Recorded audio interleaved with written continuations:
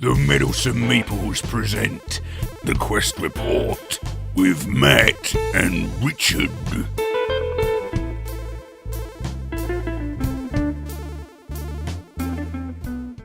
Welcome to the Quest Report, and we are talking about Dreamwars, which is kind of a RPG type game, isn't it? But it's a little bit different to what we have previously talked about. I think if you enjoy RPGs, if you are maybe a Descent player, then this is probably something that's going to be right up your alley, because it's got a different feel and look to it. If you dislike the Lovecraft theme as well, but you like some of the Lovecraft games, I think this again is going to be just a ticket for you. It's kind of steampunk, isn't it? Yeah, it's very unique in that sense, because I love a bit of steampunk. I love a moderate amount. It's great. Yeah, we love steampunk to the appropriate degree. Yeah. And that really does come through this. It's kind of like a steampunk fantasy, Lovecraftian mesh, isn't it? Really, but it uses quite a lot of similar mechanics to something like Descent. Yes, because it's kind of a campaign, isn't it? Yeah. You have. Well, I was going to say missions or something, but they're actually called ordeals. Yeah. You go through ordeals in this game, which is going to appeal to some people in our society, I think. You know? I think so. Do you want to play an ordeal with me tonight? You know? Yeah. If you play a scenario and you win, you move on to the next. If you play a scenario and you lose, you still move on to the next. It just changes which scenario you go to. Did we win? We won. Yeah, I seem to remember us winning. It was a little while ago that we played this now, and I wasn't feeling all that well that day, but I still loved the game. Yeah. And I think that is quite a testimony to the game. I'm going to come straight out and say this. This is one of the most gorgeous boards I've played on. Yes, it is a massive map, isn't it? And the map is broke down to different symbols, and we'll throw a picture up on our Instagram page for you to have a look at. But the map itself is just a fantastic piece of artwork, and you've got it's broken up into different regions, different cities, different maybe monuments shown on the map, and you're moving your piece around the different squares to go to the different sections and do things. The scale is very zoomed out, isn't it? Yeah, rather than something like Arkham Horror, which is zoomed into one particular city. Yeah. This is zoomed out across a wide area. And as you're moving around the map, you've got different types of locations, because you've got trading locations, which could be either sort of like common trading for common items, tech items. Yeah, like places in the city mostly. There's like a city of lots of trading locations.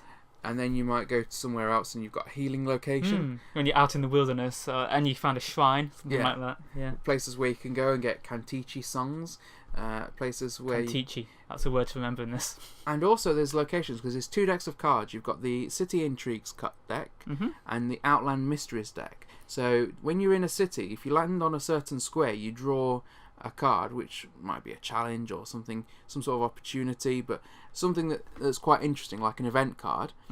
And then there are locations outside of the towns and cities where you land on, and there are these Outland Mystery cards, which again, you draw it and something might happen, and it's quite exciting, because you don't but it does give you that kind of RPG feel as you're moving around the board. Yeah, it's like random encounters, isn't it, really? But they're not all fighting monsters. It can be weird things happening. And you're exploring these maps, and there are different portal locations as well, which will affect, depending on the kind of mission you go. Because very much like something like Eldritch Horror and a lot of other games, you draw basically a villain, and that will dictate what ordeals you do, what missions you go on, and also it'll affect some of the cards that you draw. It'll affect the enemies which enemies appear. Come out. So each one has its own deck, doesn't it? Each one has enemies. its own deck. Yeah.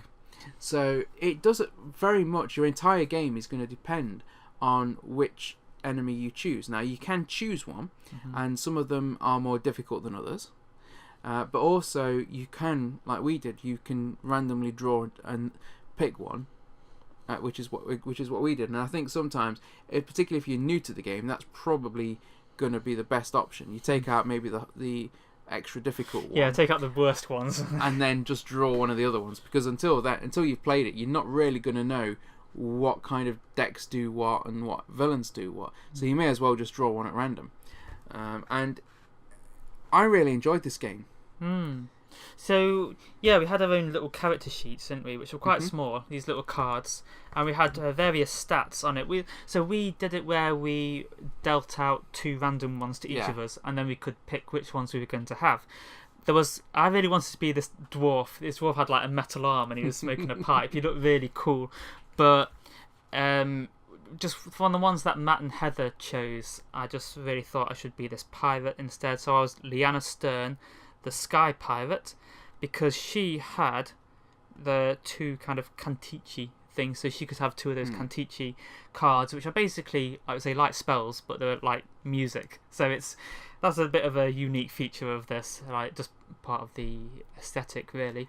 So I had these cards. I can't remember if I used one, but I had them there if I needed them. You did use them a few times. Good, yeah. And I was in a delirious state. They were always quite interesting. Yeah, you had man flu at the time. Yeah.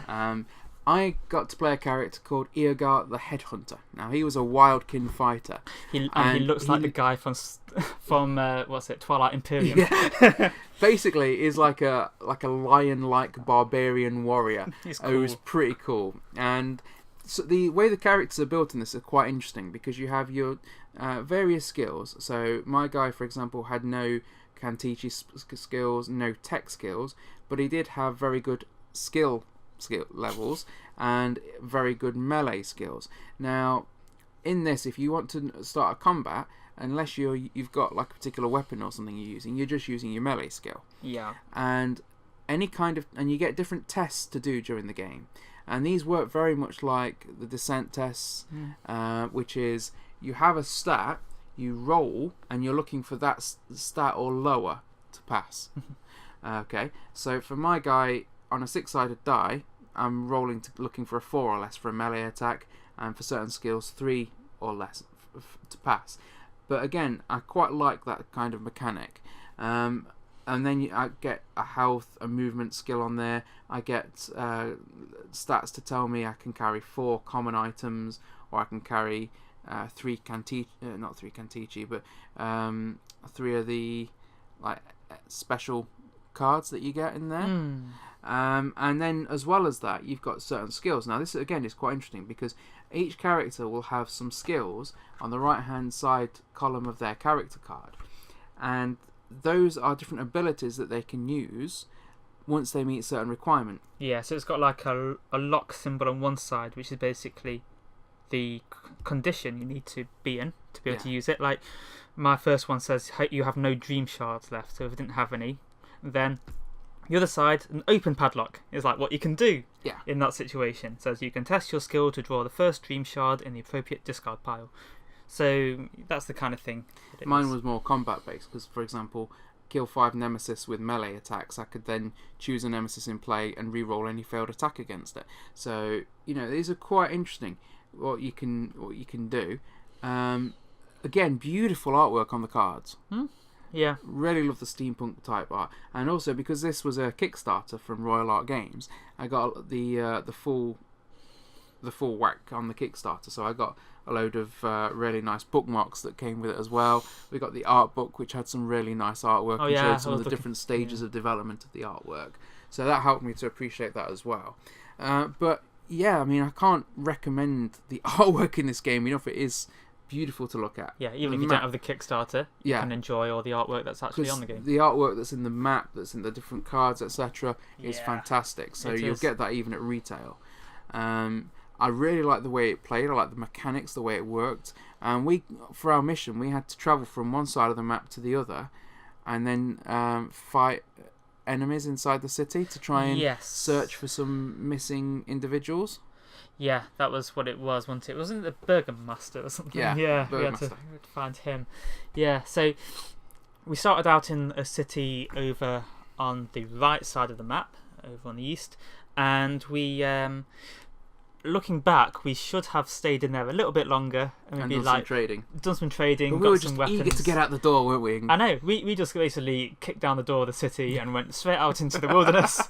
Had to use melee attacks on things because we didn't have any weapons, but it went really well. And when we got to this other city, which was over on the left side of the map, by that time quite a few monsters had spawned, hadn't they? So there was little monsters. Well, some of them were quite big. There were some monsters going around. They were kind of chasing us a bit. But when we got to that other city, we had to keep kind of making these attempts to try and find like clues, didn't we? And if we failed, we got kicked out of the city again, and that meant us getting attacked because there were a lot of monsters out there waiting for us. And that bit was really fun because I think Matt was outside trying to fight some of these things. I kept going back into the city to try and search for this guy, but ended up back out in the battle. I can't remember what Heather was doing. She was the robot guy, wasn't she? Yeah, she was helping. Basically, I was fighting, going into the cities of clues, and then moving back out to fight. Yeah. Heather was sort of cutting a path through the villains, and you were focusing on trying to complete the objective, and it worked really well doing it that way. So that because you get the villains, the nemesis creatures are going to spawn on a regular basis, so you've got to keep them down or you'll get overwhelmed by them. And that was. So it was quite good to sort of split up like that and go in different directions at that point around the city. Yeah. I would be interested in trying some of the other ordeals, because obviously this was like a kind of a starting one in a way, but or it was our first anyway. But some of these seem quite complex, and I just think it could be interesting to have to do more objectives around more of the map. And it introduces some unique mechanics each different scenario as well, so that it's never going to be the same thing. In fact, according to the makers of this game, there's over 400 hours of content without replaying. That is a lot of Tuesdays. So that will keep us going for a while. There's a lot of dice that come with this. There's also a couple of expansions that you can get, like the Adventurers Kit and Horror Hunters, that adds even more content to the game. So all in all, this is a very beautiful game to play. It plays well. It's got some really good mechanics. This one definitely gets a recommendation from me.